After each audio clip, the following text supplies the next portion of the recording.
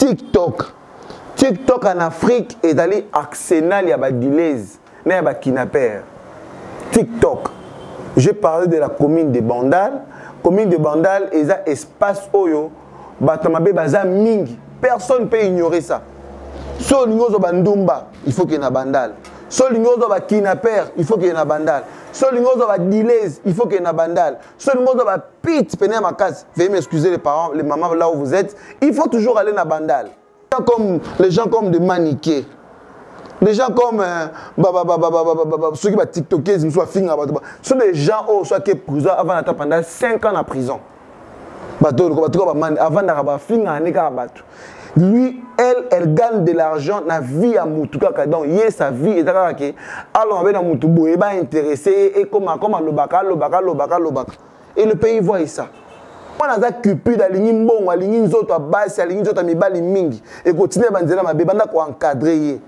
Bien avant, moi na ko beba ko elo maladie. Moi no yo boti oleya kunda yo komi ko kunda ye.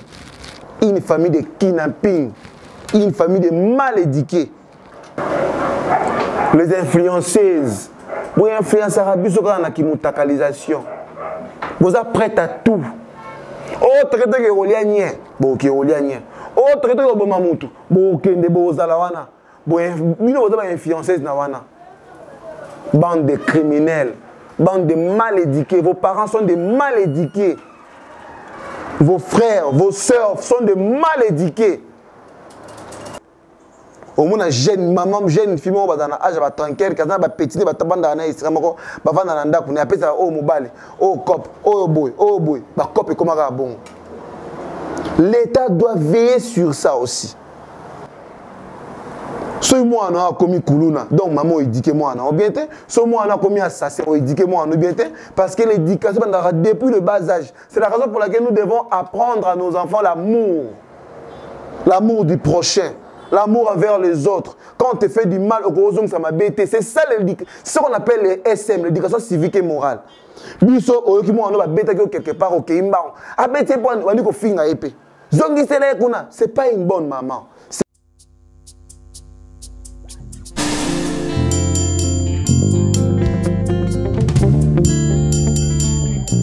Voilà. Bonjour à tous. Ici Kanyon Sotozwami. Na bandako na biso na poto na ba téléphone na biso toza kolanda émission na biso oyo ya venez à moi mag. Alors abonnez-vous massivement comme d'habitude parce qu'il y a un de ça la biso pifo auto bengi ki bon kasi poto za toujours fort bon na biso na ba plateau poto la tolo bela rabino oyo ezali ba makambo ya ba imboka ba makambo toza koleka auto bengi na lompoto l'actualité. Aujourd'hui, nous n'avons pas vraiment beaucoup de temps de discuter avec vous. On va tout simplement essayer de discuter, de faire nos analyses par rapport aux réalités actuelles. Nous avons parlé avec une maman en Allemagne, nous avons parlé avec des papas, avec des messieurs dans les réseaux sociaux par rapport à ma souci et à ma réalité de la kidnapping. Bah kidnappeur, bah enlèvement, bah vente, donc disons au lieu de dire bah vente, mais bah colon là-bas tout bah reine, bah cœur, sont des choses où ça dérange presque tout le monde, précisément dans la ville province de Kinshasa, qui est notre capitale. Tout ça tellement dérangé que vous n'avez même pas l'idée. Il y a d'autres personnes de l'extérieur qui disent que nous avons tellement peur, tu vois ta koyate na kin, tozo banga. Il y a une maman qui m'a demandé si j'ai une voiture, soit un aéroport, qui est zoyé, natambola na yé pour que à Salango yé moko. Vraiment, je vais essayer un peu de donner des conseils et puis je vais essayer un peu de parler par rapport aux réalités. Tout le monde qui est pas la police, donc je loue leur beau travail. Bakanga qui otobengi ba kidnappeur. Bato ba longola bato vie bato ba bomara bato bato ba sala bato mabe to ki ba Isaac Kabakaba bato mabe ba big boy ba Eliane, tous ces gens là sont accusés ba sala ba mabe mingi na via bato. La majorité de ces gens là baza bano bauti mingi na Bandal. Bauti na ba commune mususu ba yeko s'installer na Bandal. On dirait Bandal est comme commune topé espace mingi ya batu mabe. Na Bandal, soki na Bandal okuta bat oyo bazaba na Bandal sokoti na Bandal okuta bat oyo bazaba ba voleur na Bandal soki na Bandal okuta bandumba baza na Bandal soki na Bandal okuta ba dilays baza na Bandal ba dilays baza peka ba ndemo na bandumba. Ce sont des enfants de la maison, ce sont des dames de la maison, hein, à cause de mariés, à cause de non mariés, à cause de célibataires comme je l'ai dit, mais ces gens-là, ce sont de personnes. Je trouve. Alors, toujours mais un peu la commune commune dépravée, place où ils ont accès à la mabé ça la maraming. Bana nyonso mikio bakima na bandako na bango. Bana nyonso mikio bakimaka o azaki na lemba, o azalaka na limete, azalaka na ma campagne, bakenda ko s'installer na Bandal. Bana mikia mibali ne ya basi bakenda ko sa mingi ndumba. Bazwaka vie na bango trop na Bandal, ba louer ba hôtel, ba futela ba appartement, bazaka 3 4 filles na ndaku. Bazaka na bureau moko te basala bakenda misala moi na 17 ans moi na 16 ans j'ai essayé de parler avec une fille au téléphone dans les réseaux sociaux na ebisi il faut tika vie oyo je l'ai vu en train de danser atina on a réseaux sociaux na statut na ye donc presque nu na ebisi tika vie oyo vous voyez même tes amis sont arrêtés bakomba kidnappeur abina nga kopesa un conseil te luka muto kopesa conseil na yo moi na wana azana moins de 19 ans vous imaginez bana wana basala kande na komi na 4e des humanités vu que balinga mbongo mingi balinga nzoto mibali mingi qu'est-ce qu'ils font balinga ambiance mingi qu'est-ce qu'ils font banda okemi ba boîte mwana akendaka boîte de nuit trop akendaka boîte de nuit banda kaza encore mwana mukie et après azuma kanzina kimananga pendako na sala pe vinanga asisa classité asuka na 3e des humanités 4e des humanités de bengaka 2e automatiquement bandi viva nae akimanda ba parents balemba ye abandi ko sala kindumba nae ba ofute ba $20 ba $30 prévu à préférer en wana sala nae et au jour et na mikolezo pusanaka moi na wana mwasi akomolinga tellement mbongo mi ba ko proposer mabe muto zo nzoto na zo marchander yango azana possibilité ya okepe ko sala mutu mabe pona mbongo donc bible zoloba amour de l'argent, tout la cupidité, tout la amour de l'argent. La Bible a raison. Parce que mbongo, au moins na mbongo, comme na niveau pour même maman na yé.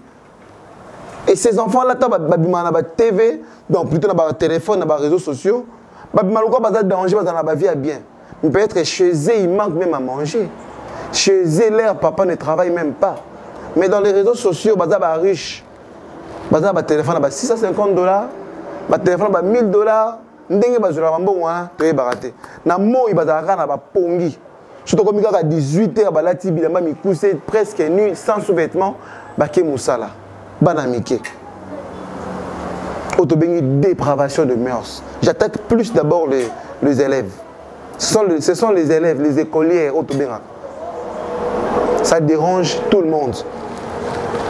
Comme ils sont influencés par ses amis, on a master, on a bien, abima kitoko, ah, camarade na la tarabia, un téléphone à cher, comme ils tout naé, à fond le OPG, au côté ma ambango, au commis influencé par le mal. Il faut qu'ils nos classes, on va dans l'hôtel, on va dans la bande de bazar et belé ba mineur. Les policiers le savent, le capitaine le savent, même les OPJ ba ebi mambo tozo le bao. Basé belé na bandal, bana ba komi même pas na 18 ans, bana ba 16 ans, 17 ans, même ba 15 ans coûte. Ba wani da ba kindumba na bango. Ils sont nombreux. Au moins na ba 18 ans, bana ba bar, avant di bana zuma ko la matisi likolo. Au moins na moi cuisse de poulet na, au moins na cuisse na pose à la tirer.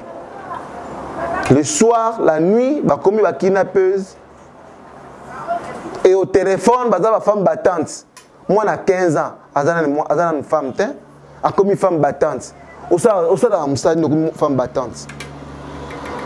Aux a bureau mon côté au sala, aux a même pas maillé dans ta classe.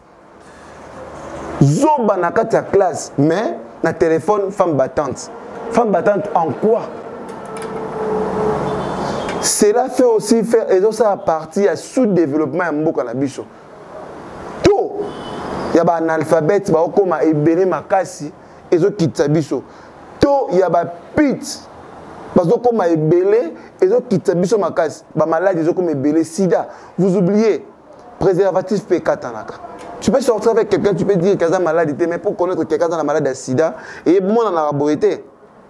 Moi on a raboité. Soit mais la qui n'a respecté le principe à docteur, il y a médecin. Oye va monter ces enfants là. Et puis sida ils ont mingi pas banana miké. Bazara carton be ba ujana ba ta ba sans soutien. Comment on donne limon na terrain. Ba comment ma femme battante. Na ba université, je dis des choses dont je maîtrise. Na ba université. Na ba université au moins moi na pena tangi classe. Azana G1 G2 mais azana delays. Quand je dis delays, vous devez comprendre ça. Bazana ba Facebook, ba delays. Bazana TikTok ou tout accès na ba delays. Bazana ba Instagram. Bazana WhatsApp, bazana ba réseaux sociaux nyons. Bazana même na batu na bango oyo ba partager la bango que non delays ozana combien boy a personne numéro muto ke obimina e opesi mbo donc moi na ndako talipe moi na boy au mieux qui ne m'a pas moi c'est qui te boy a commis na vie au po azwa nini moi parce que un petit $20 qu'est-ce que tu vas faire avec ça? Vous imaginez? Ce sont des choses qui tuent ces pays. Il y a un créé mingi et là on peut nous créer mingi ba biloko ba kidnapping yo eza ba biloko to bengi ba stupéfiant ba soupe na tolo. À l'époque pas vraiment musika mingi na ba temps autres zalaki na ba temps ya ba 2010 2011 2012 tozalaka na ba contrôle no ça pena que muto mais la diamba il faut automatiquement ba kangaye muto mais la gaine automatiquement il faut ba kangaye. Vous imaginez? Et maintenant, qu'est-ce qui se passe? Et ça, comment est-ce qu'on est à l'aise? Au moins, la diamba, moi je vois des gens, mais la diamba, la bala, même devant notre parcelle. La bala, la zo tambo, la zo melana diamba, la zo mela soupe na tolo. Vous imaginez? Tout ça, ce sont des choses qui vont faire partie. Il y a sous-développement, il y a mbo cannabiso. Ils vont détruire biso. Quand on met la diamba, automatiquement on aura une idée à ma bé. Nous voyons même les élèves, moi la classe, on a 4e, on met la diamba. Moi personnellement, je lutte contre le stupéfiant. Personnellement, j'ai une ONG qui lutte contre le stupéfiant, contre le soupe natolo, guéné, whisky, comment on tire ma porte. Un Libanais, un Indien, ou un Mboka naye, un Congo, on se la cop, il y a stupéfiant. Mais et puis, on va à l'aise, vous trouvez ça normal? Ce qu'on nous vend ici, whisky, ce sont des stupéfiants qui détruisent même la morale, la tête des gens. Et comment vie normale? Comment vie normale? Papa, un papa et une maman. Le parent de la femme, le parent pénètre, il pas gagné. Alors tu dis moi, ne sommes pas gagné. À gagner, ils ont commis, ils ont drogue pour ça, ils ont stupéfiant. On trouve ça normal. Le parent aussi. Tout ça, le jeune avant na tongo ba c'est l'autre mais neka ba gagné, ma cancellé na bouton na mutu, na tongo a commis ko salini, a boto de muteloko, a kati mutu. Ba betele cop ba oteka ba mo ko $10,000. So longo mutu montema, o longo mutu ni rien. Vous appelez moi l'ara bien. Ah, et ça pour le sol, ah tout ça là. À selon toi, vous payez moi 5,000, moi 2,000, moi 10,000. Ah qui on paye bien. Ah nous continuer. Ça commence à continuer. Aujourd'hui, ceux qui 20 ou 30 personnes, il y en a 4 qui kidnapping. Après, Naomi David, mobile na moi aussi, bazana catch, parce que na robot de biloko. Et l'équipe bango et comme il va te belé, tu na big boy, va te belé, tout le monde dans les réseaux sociaux. Lobby et comme il va te belé ma casse. Pour bannir tout ça, nous devons toucher les sources. Comme je le dis toujours, nous devons toucher les sources. Le pasteur prêche. Les ONG, bah, ça a une campagne de sensibilisation. Nous aussi, les journalistes, nous devons aussi travailler pour éclairer la police. Moi, personnellement, je suis en train de louer le travail que la police a fait. Mais est-ce que la police y est moropée?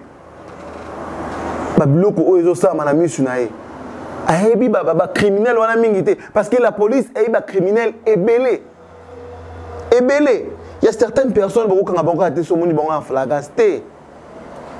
Comme déjà urgence, urgent. Il faut les arrêter. Il faut les arrêter. Moutou bomonakaye avant d'anandako. Abimarate. Asala ke loko moko te mazala na bambonga danger. Ya kitoko lua banda kwa cher.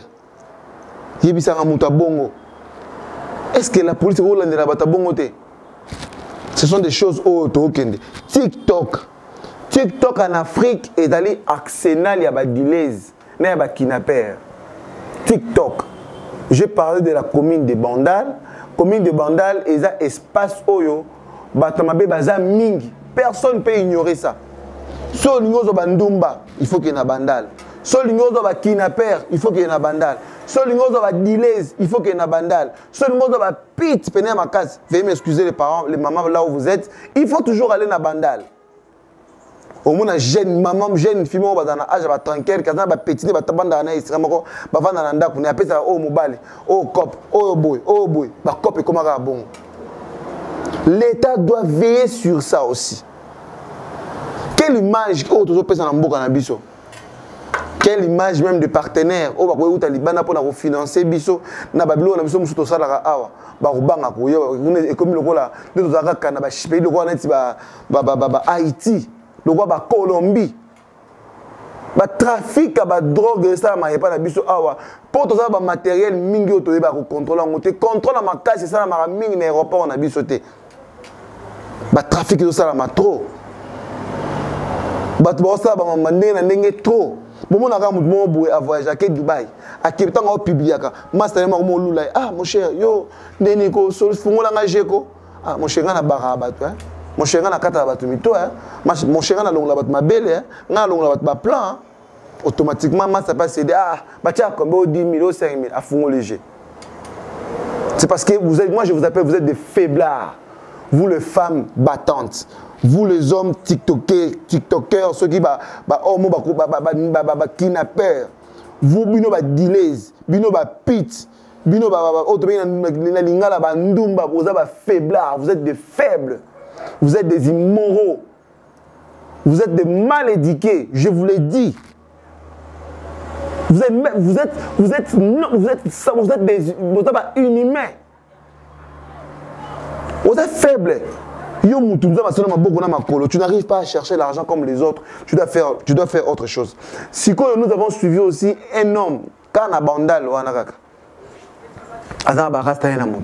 je pense que beaucoup de photo nae. Atasa ma cop nae, mais na ba bon passer la ba cop nae pe ya okina pe osa ba désert ko boto ba biloko. Donc ouais ça moi mascara na salaka.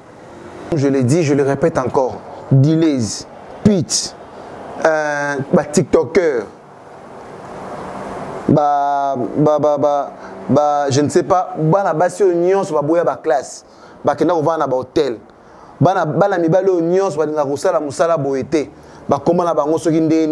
Vous êtes des bandes de petits enfants. Vous êtes des bandes de criminels. Mutambonga go bima jamais na TikTok la sakana na mbongo ebele. Na vivre boy na za boy mutambonga za muto abata maka. Bino le kibili get na mbongo za mbongo ebele na ba téléphone. Mais tant ba okanga bino bokoma ba difficulté vie normale maman bino zo souffrir. Maman yi na za ba difficulté na za eloko te mais mbongo yo kanga on ndeko lobela biso na ba réseaux sociaux et kenda ka wapi. Ezaka wapi. Vous imaginez, vous êtes des bandes de petits enfants, bandes de criminels, vous êtes des insensés.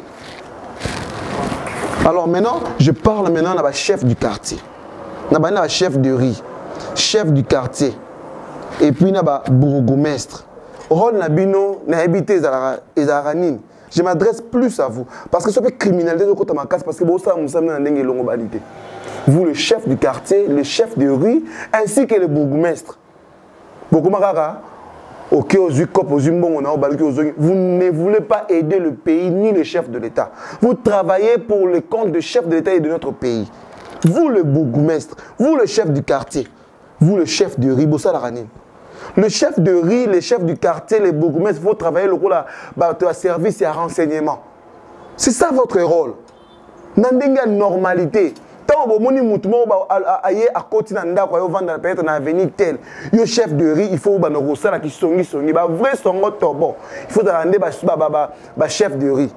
Vrai songi, il faut que chef du quartier. Na ba bourgmestre ayebaka. Muto a côté kuna utu. On doit vendre la place tel. Ah ça c'est ça. Toutes ces informations là, ça va vous aider à poser un quartier, quartier on a commune. En cas de criminalité, vous voyez que mutu tel azala ko to asala ka boboki ozo ba information. Vous voyez ba. Est-ce que réellement ça la kuna bostuni? Est-ce que réellement mutu oyo a uta la place boye, a uta lunga kuna pona nini? À partir wana. Mutu parce que ta uta boye, yango to mona ba Rwanda ba ko tela biso ba mboka trop.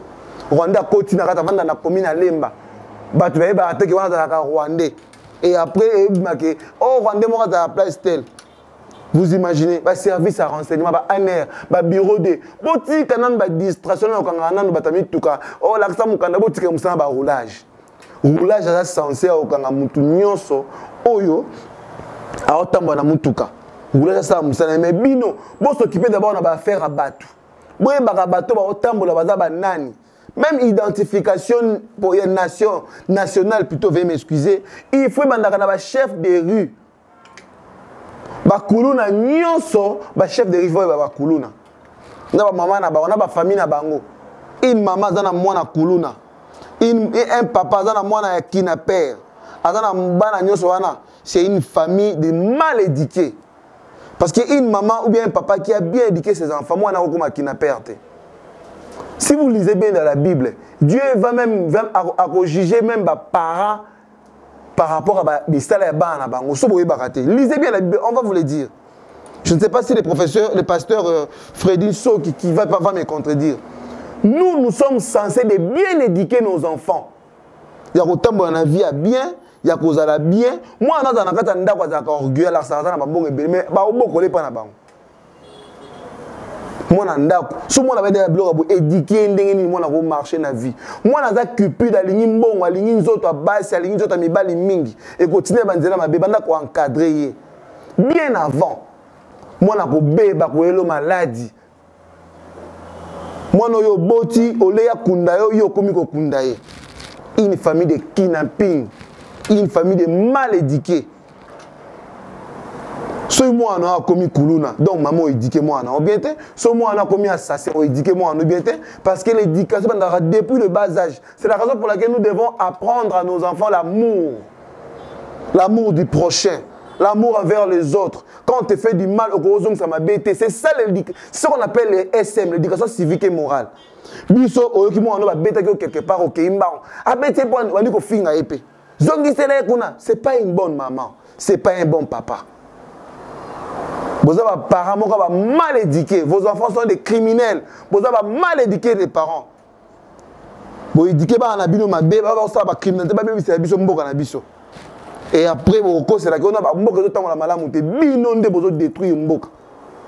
Pour détruire mboka. Moi on a bimara na butu, à ozongelonda pour 23h, 1h, 2h bané lo, on te pas payer ça comme 1000 francs, après ça comme 10 000 francs, 20 000 francs sumba blo au en ndako.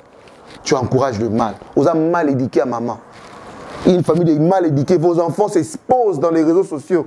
Nous avons une nullité, nous avons une takala. Nous autres, moi, c'est sacré.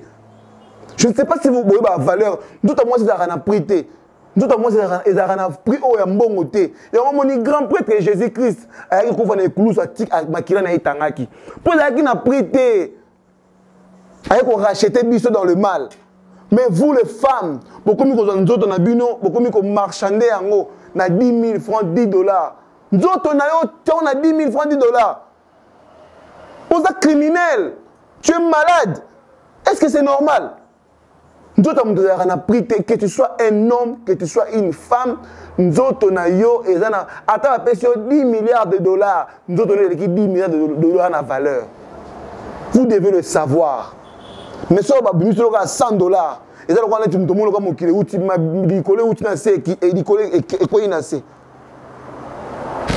bande de criminels, bande des immoraux. Bozo fingisa ba famille na bino. Bozo fingisa bisika bouta. À cause de l'argent. Tu ne peux pas te contenter avec ce que tu as, avec ce que tu gagnes. Tu dois vivre, tu dois pas criminalité, tu dois m'ébiter. Tu dois m'arabater. Tu dois vivre, peut-être que l'équipe bino coûte minene. Na ba masse. Bon, on peut faire un peu le côté. Car ba téléphone, iPhone. Nous n'avons pas des iPhones. Nous en avons aussi. Est-ce que nous avons volé, nous avons tué pour en avoir? Rien du tout. Que tu sois riche, que tu sois pauvre, tu dois garder ton... que cela doit être en secret. Il faut être en secret. C'est vraiment bizarre. Les élèves, dans les écoles, le préfet, les enseignants. Enseigner les élèves, SM, eux, qui permettent la morale à bien. Nous sommes des Bantous. Oh, tu as qui mutakalisation. Et pas un sacrilège pour nous. Mais la mutakalisation, comme il y a facilité. Moi, on a 12 ans, moi, on a 13 ans. Alors, ça, Kindumba. Vous allez voir, une fille de 9 ans a dévergé. Au Kindokité. C'est l'immoralité. L'État doit veiller sur tout ça. L'État doit veiller sur ça. L'État doit veiller sur ça. Parlons aussi au Babylone, au Bengara. Au Toké, on a Babylone, stupéfiant, comme je l'ai dit, stupéfiant, il faut ici dans Namboka Nabiso. Réseau, criminel, on a Eza et Belé, il faut l'envoyer limon Namboka. Parce qu'il y a ici, il a tellement ébélé Makasi, à tel point que, Moussous Koutou Babimisi dans nous. Batouana va mériter l'Iwa, va mériter l'homme sous-té. Sommes dans un criminel, sommes dans un moïbi. Sommes dans un delays. Ceux qui montent qui encore Aza Koulouna, on mérite l'homme, on mérite l'Iwa. Bon, ça me fait. Je demande aux sénateurs, je demande aux députés, va voter la loi. Oh, ils ont la somme taïbi, babomie. Somme ta salma bé, babomie gamba, c'est tout. La loi aussi doit aussi prévoir aussi la vie des autres. Bato va bon makawana. Loi de la bonne bangote. Même le droit de l'homme. Le droit de l'homme, on dirait ça interviendra lorsque Mabé Salami. On dit que ça va les droits de l'homme. On dirait que les droits de l'homme sont contre le pays. Permets-moi de le dire. Les droits de l'homme sont en Afrique tout simplement pour empêcher les Africains d'avancer dans le développement. C'est ça la mission des droits de l'homme. Parce que nous avons aussi notre droit. Tous on a droit dans le Bisso. Nous avons des avocats. Peut-être qu'ils sont contre ce qui se passe. Voyez, ça, ce sont des choses que nous devons comprendre. Je m'adresse aussi aux voisins, chers voisins, dans nos avenues, dans nos concessions, dans nos parcelles. Nous sommes obligés de contrôler nos voisins.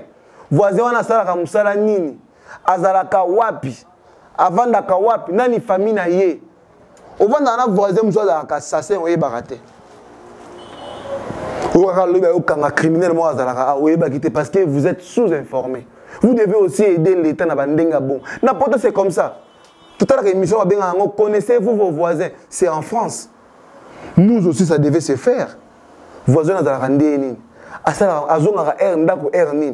Le bailleur, avant que tu aies un bailleur, pour elle, un bon côté. Et là, il bosse tout le monde au Salakawapi. Ou tu as une famille. Combien? Tu enregistres ça. On gagnera combien par mois? Tu enregistres ça. Et après, tant que bailleur, ok, on a chef de rue. Chef de rue a eu information. On a une chef de rue. Il y a pas chef de quartier. Enregistrer en haut. Il y a référence à la famille automatiquement. Vous allez voir ce criminalité et salam. Très bien, mais chers voisins, vous devez aussi aider le pays dans ça. On ne devient jamais l'adversaire du chef. On collabore avec le chef. L'opposition dans ce genre d'affaires, il y a des affaires et des opposants, non. Comme les affaires d'État, ils ont unifié tout pour le bien-être de tous. C'est comme ça. Donc, ce sont des choses que nous devons lutter pour que le pays puisse changer. Moi, je m'adressais plus aux gens au garçon avant d'aller à bar. Bon, on a un bar à 5 casiers, 10 casiers. Le fille aime les gens comme ça. Des complexés que vous êtes. Bande de complexés. Alors, au moment où on a la jeune, il faut vivre avec un copain, copine, marié. Vous avez 1000 dollars, 500, 300. Parce que tu dois savoir ce que ton chéri fait. Vous les femmes qui ne demandent pas aux hommes, au salakawat, tu n'as pas yo, na muto ba kebe ba criminel, pour lui un peu mon criminel, ne regretter. Aux bande immature, aux espèces, oh qui un grand frère, qui des espèces de macaroni mal préparés. C'est vous les femmes comme ça. Vous avez bon. Je répète encore, les tiktokeuses, les hommes vont dépasser en bon dans la bar, 5 casiers, 10 casiers, 10, 15 personnes. Ba garçon oyo ba melaka soupe na toto bengi agene eza oza papa oza maman ba to nyonso ba dilays ba ndumba ba pit boza ba mal éduqués boza ba criminels vous êtes des espèces de naimine na ko lobaté. Savez ça parce que vous êtes en train de vous détruire vous-même, votre santé et la vie de tous. Les influenceuses. Vous influencez à la vous êtes prêts à tout. Oh, traité que vous avez bon, qui vous avez oh, traité que vous avez bon, qui vous avez bon, influenceuse nawana. Bande de criminels, bande de mal éduqués. Vos parents sont des mal éduqués. Vos frères, vos sœurs sont des mal éduqués. Parce que si vous avez éduqué, même si c'est individuel. Je l'ai dit et je vous remercie. C'est avec colère. Et ce que je peux demander au ministère de l'Intérieur, c'est que le ministère de l'Intérieur, c'est Kangi Batou, c'est le ministère public. Le ministère public, c'est magistrat, c'est procureur. C'est un petit peuple qui est sur le terrain. Tant que vous avez un bomaki pour 750 dollars, pour 100 dollars, pour 600 dollars.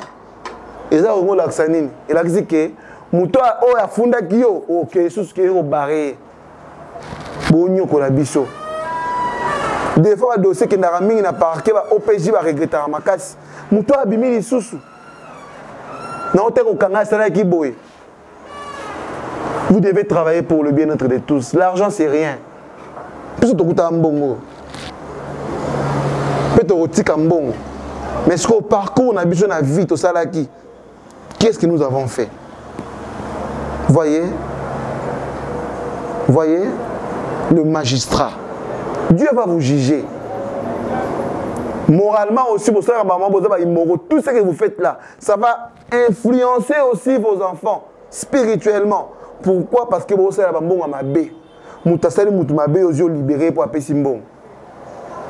il faut punition à l'État et Saraka. Ministre intérieur, vient à Bisso. Peter Kazadi. Tolinga comme ming, tu as confiance dans ming, mais veillez à ce que on collabore plus dans le ministère public. Tant que vous avez dossier pour le ministère public, vous veillez à rassurer personnellement pour le bien-être de tous. Tout le monde comme ming na mboka o, ba mal éduqué ba criminel wana, ba mal éduqué ba kidnapper wana, ba dealers wana, ba nyoko la biso ming na mboka. Ils sont des mal éduqués, ça leur place ils sont en prison. Si vous avez des clous, ceux qui ont des clous, pour que vous ayez la kimia. Vous avez des clous, vous avez des clous, vous avez des clous, vous avez des clous. Pourquoi vous avez une impossibilité aussi de armes? Pourquoi vous avez une impossibilité? Vous, le pasteur, qui passe à la télé pour les insultes, pour les injures, vous avez influencé, vous changer. Les gens comme des maniqués, les gens comme ceux qui sont TikTokers, ce sont des gens qui sont prison avant d'attendre pendant 5 ans en prison. Avant d'avoir fini lui, elle gagne de l'argent dans la vie à Moutou. Donc, il y a sa vie. Et alors, on va Moutou, il va intéresser et comme l'obaka. Et le pays voit ça. Et là, vous pouvez ça la mater. Tout ça, c'est pas africain. Hein? Donc, vraiment, je dis merci, j'enlève mes lunettes. Je dis merci à toutes personnes qui nous ont suivis. Je dis merci à nos téléspectateurs. Je dis merci à toute la famille de Venez à moi Mag, particulièrement à notre coordonnateur, pasteur Fredin Soki. Je dis aussi un grand merci à notre papa Lick Lucas et maman Élisée Fidi. Je vous remercie aussi. Je remercie aussi notre caméraman Joël Soki.